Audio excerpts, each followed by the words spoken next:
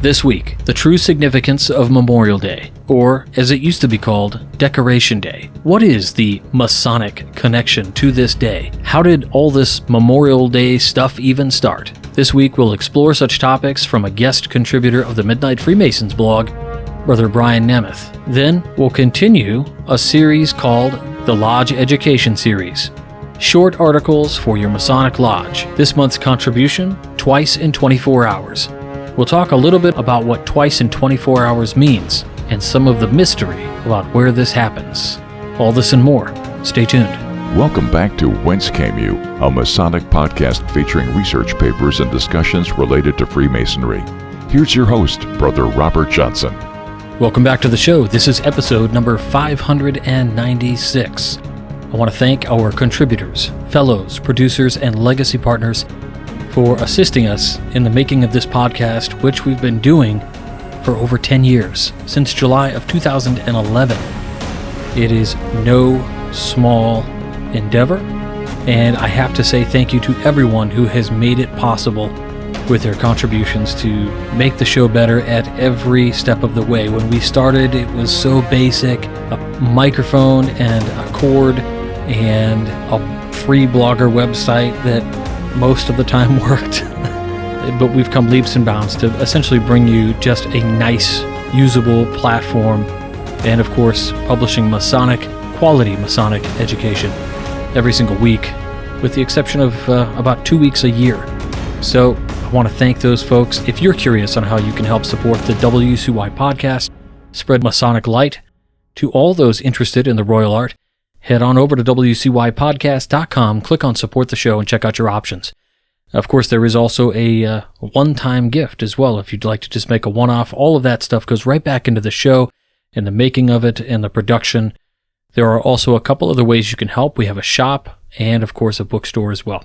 So check all that out if you are so inclined. I'm very excited. This week, I will be presenting at Wallkill Lodge number 627 in Wallkill, New York, The Philosophy of Kings, Friedrich Nietzsche's Übermensch and the Royal Art. This is a very interesting presentation, if I do say so myself. I thought it would be interesting when I did it, and it really was more interesting than I had suspected. Lots of interesting feedback and really great conversations with the brothers after the presentation is over, and it was a lot of fun. So this is essentially about Nietzsche and how he changed the world and his approach to an individual responsibility. And of course, his ideas about the progress of humanity. His idea of a perfected man, which he called the Übermensch, which is the Superman or the Overman, can almost be seen as blasphemous within religious circles.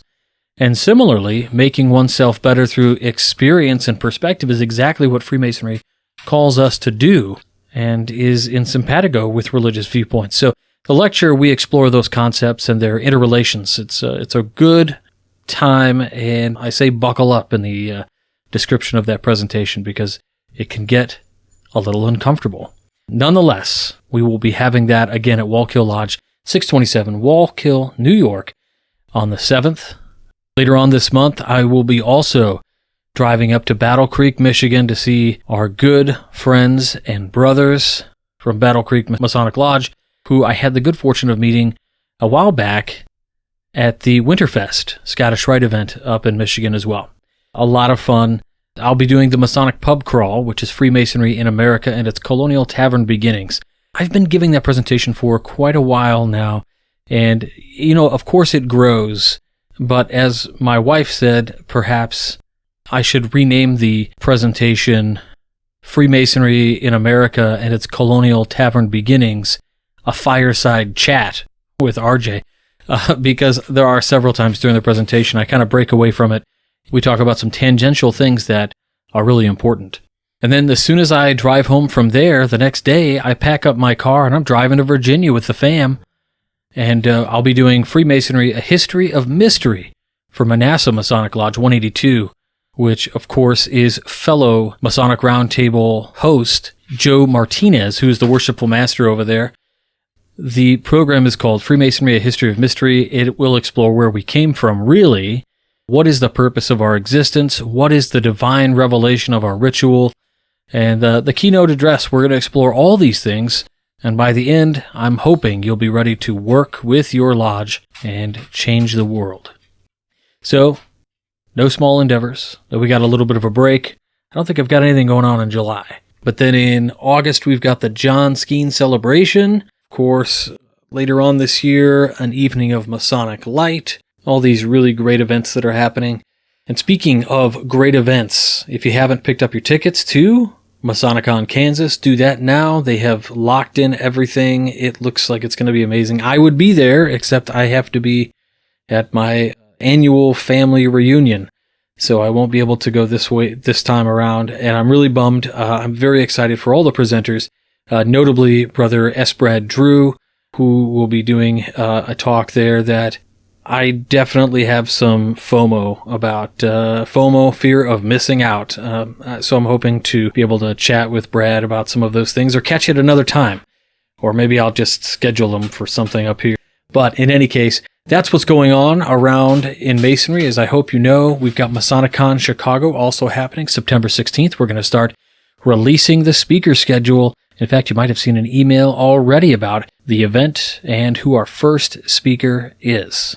Now, let's get into this week's education. We just had Memorial Day, and there aren't always a great deal of articles about Masonry and its relation to patriotism that don't feel overly nationalistic, I think, at times, which is, I think, in a modern context, can be somewhat problematic if we're not careful.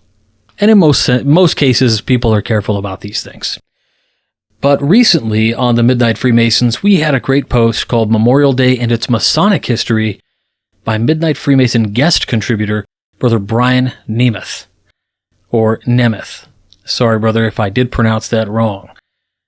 So, here we go. Memorial Day and Its Masonic History by Brian Nemeth. It's the month of May, and summer will officially be here soon. The kids will finish up with school, then proceed to drive us crazy because they have nothing to do, even after we suggest they go outside and play sports or read books or solve puzzles or analyze problems.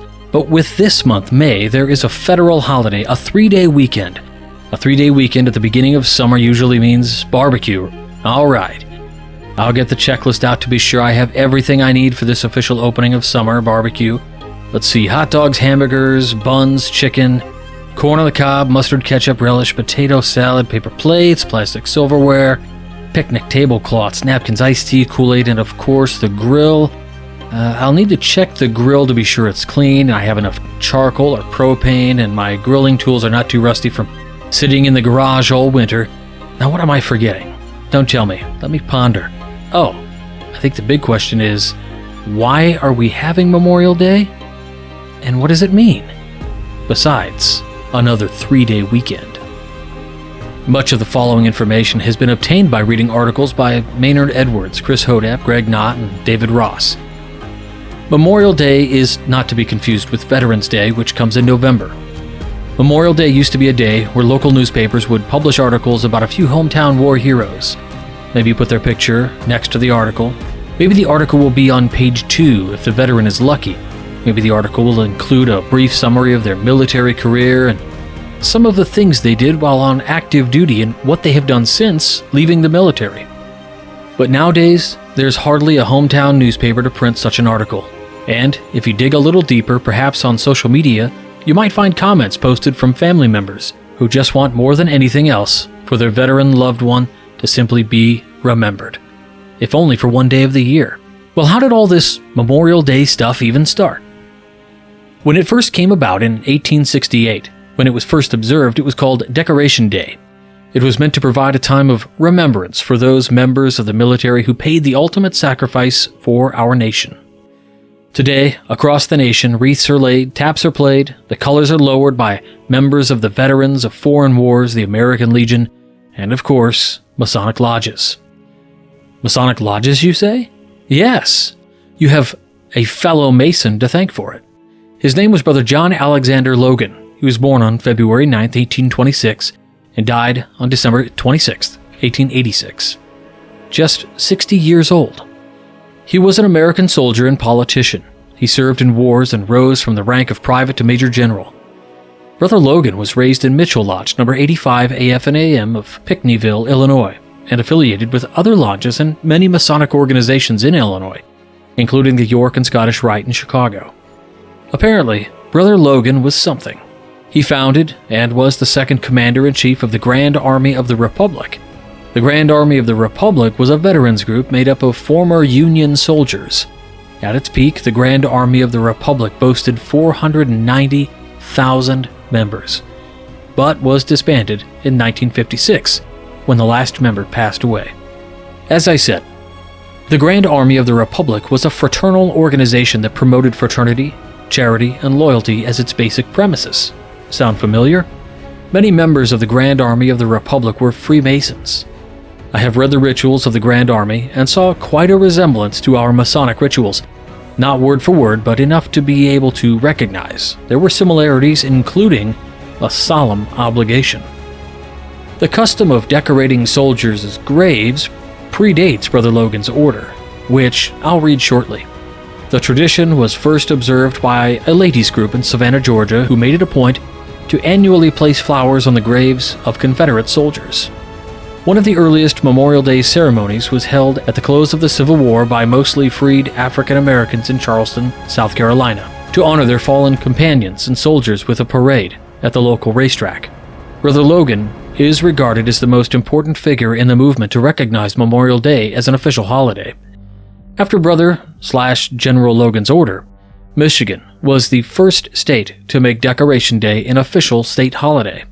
Brother Logan chose May 30th to be the day to be designated as the date of Decoration Day, because it was not the anniversary of any particular battle. Brother Logan was said to be intense. Here is General Logan's Grand Army of the Republic General Order 11, as I suspect he may have delivered it. The 30th day of May 1868 is designated for the purpose of strewing with flowers or otherwise decorating the graves of comrades who died in defense of their country during the late rebellion, and whose bodies now lie in almost every city, village, and hamlet churchyard in the land. In this observance, no form of ceremony is prescribed, but posts and comrades will in their own way arrange such fitting services and testimonials of respect as circumstances may permit. We are organized comrades, as our regulations tell us, for the purpose, among other things, of preserving and strengthening those kind of fraternal feelings which have bound together the soldiers, sailors, and Marines who united to suppress the late rebellion. What can aid more to assure this result than cherishing tenderly the memory of our heroic dead, who made their breasts a barricade between our country and its foes? Their soldier lives were the reveal of freedom to a race in chains, and their deaths the tattoo of rebellious tyranny in arms. We should guard their graves with sacred vigilance. All that the consecrated wealth and taste of the nation can add to their adornment and security is but a fitting tribute to the memory of her slain defenders. Let no wanton foot tread rudely on such hallowed grounds. Let pleasant paths invite the coming and going of reverent visitors and fond mourners. Let no vandalism or avarice or neglect, no ravages of time testify to the present or to the coming generations that we have forgotten as a people the cost of a free and undivided republic. If other eyes grow dull, other hands slack, and other hearts cold in their solemn trust, ours shall keep it well as long as the light and warmth of life remain to us. Let us then, at a time appointed, gather around their sacred remains, and garland the passionless mounds above them with the choicest flowers of springtime. Let us raise above them the dear old flag they saved from dishonor. Let us in this solemn presence renew our pledge to aid and assist those whom they have left among us, a sacred charge upon a nation's gratitude, the soldiers and sailors, widow and orphan. It is the purpose of the Commander-in-Chief to inaugurate this observance with the hope that it will be kept up from year to year, while a survivor of the war remains to honor the memory of his departed comrades. He earnestly desires the public press to lend its friendly aid in bringing to the notice of comrades in all parts of the country in time for simultaneous compliance therewith." End quote. General Order Number 11. In 1868, this day was called Decoration Day. In 1967, the name was changed to Memorial Day. And in 1971, it was changed to be observed on the last Monday in May and be a national holiday. In Indianapolis, there is a Congressional Medal of Honor memorial along the banks of the canal downtown. It has all the names and a few stories of the 3,506 recipients, with 3,525 awarded, some multiples, since the medal's creation in 1861. But as amazing and heroic and tragic and heartbreaking as those histories are, soldiers, sailors, and airmen don't always receive big impressive medals before or after they don't make it home. Most of them don't. And their stories don't always get memorialized. For every story we hear about, there are hundreds we never do. They have families and histories that need to be remembered too. Beyond just a name on a forgotten stone in a grassy field somewhere nobody visits very often, even on a special holiday, just for them. Please remember all those thousands upon thousands of men and women whose names never got in the paper, except perhaps for a brief obituary, who have given so much for all of us. It is incumbent upon all of us sitting here today, and for our families and for our friends, to never forget the veterans who paid the ultimate sacrifice, and for those veterans who still serve today, and those that will serve tomorrow, to remember the significance of and the profound meaning of what Memorial Day is. Brian Nemeth. I loved this piece because it speaks to the idea of remembering people for what they've done, and more than this idea that yes, there are hundreds, thousands of stories that never get told. I remember many of the stories that my Uncle Bob told me when I was growing up as a Vietnam veteran. And, he has since passed, and now I have those stories, and I won't let them die. I've told my kids those stories, and I hope they tell their kids. And we do go visit those spots, those special spots of those people in our family at the very least, and pay our respects. So I hope you had a good Memorial Day, a wonderful 3-day weekend of perhaps relaxing, but remembering why we're able to do that. All right, next up is a second piece in my Lodge Education series that I did for my Mother Lodge. Now, I had to make significant edits to this, and I'll read about that in a moment, because I had to make this open for the public. But here for the first time in audio recorded format. Twice in 24 hours. The Lodge Education series by Midnight Freemason Emeritus Contributor Robert H. Johnson. Prepared for Waukegan Masonic Lodge, number 78, May 15th, 2023. Note: this education piece is a little different as it's edited to be fit for the profane. The topic is related to the penalties of breaking a Masonic obligation. Within the jurisdiction of Illinois, there are secrets, and there are penalties of your obligation. And the penalties of your obligation are considered to be among those secrets. To this end, the article is slightly altered as to avoid any imperial entanglements. The Masonic penalties within Freemasonry are largely considered to be of a secret nature, not to be discussed outside the walls of our fraternity. What I would like to mention, however, is an element of one of those penalties in a way that is acceptable. Within the Entered Apprentice degree, as in all degrees in Freemasonry, we take an obligation and make certain promises. There is, of course, a penalty for breaking this promise. In the first degree, there is an allusion to a place where the tide ebbs and flows, twice in 24 hours. This is an ancient ritual that dates back to quote-unquote time immemorial. This ritual is used to symbolize the consequences of breaking one of the most sacred of Masonic oaths, the vow of secrecy. In this penalty, an item is buried in a spot that is affected by the ebb and flow of the tide. This spot must be one where the tide ebbs and flows twice within a 24-hour period. Curiously, this happens nowhere on Earth but in one place, and as it is only a technicality. The ritual is meant to serve as a reminder to all Masons of the importance of keeping their oaths and the consequences of breaking them. The symbolism of this ritual is quite powerful and meaningful. The ebb and flow of the tide is a metaphor for the passage of time and the effects of breaking the oath. As the tide ebbs and flows, the sand gradually covers and uncovers, symbolizing the gradual fading of the vow of secrecy. The fact that the tide ebbs and flows twice in 24 hours serves as a reminder the consequences of breaking the oath will remain forever, even if the person is no longer a Mason. It could even be considered a ceremonious repeated washing as a sign of mistrust. It is a tangible reminder of the commitment that is made to uphold the ideals of the fraternity and to protect the secrets of the Masonic Order. So where does this ebb and flow happen twice in 24 hours?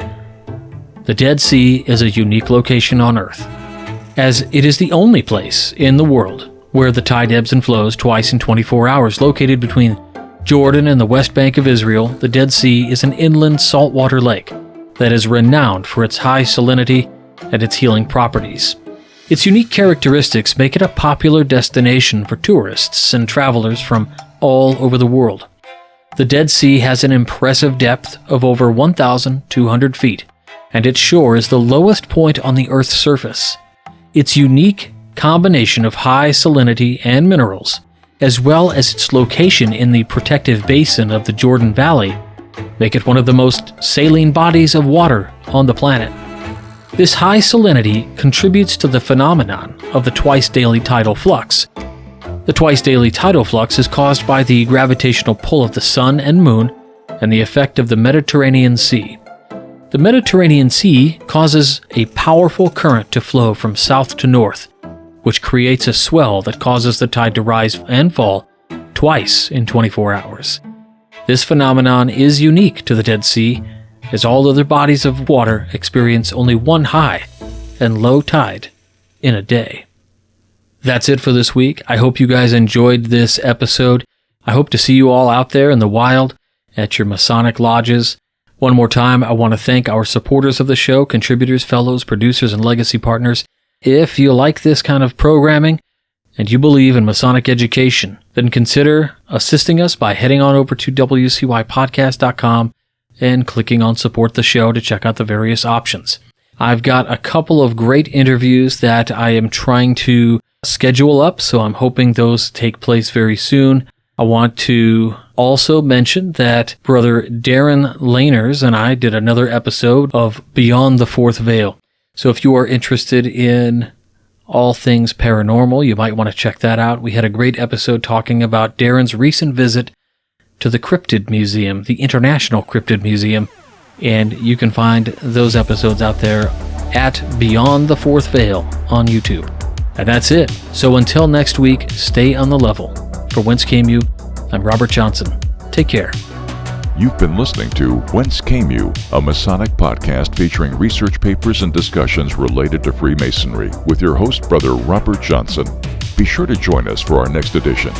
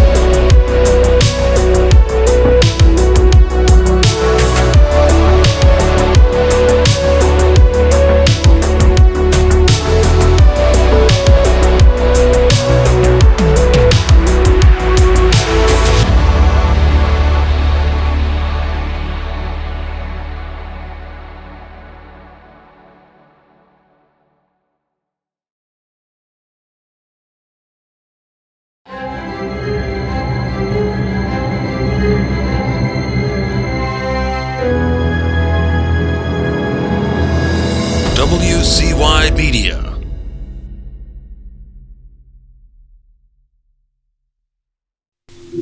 That's it. Yes, girl.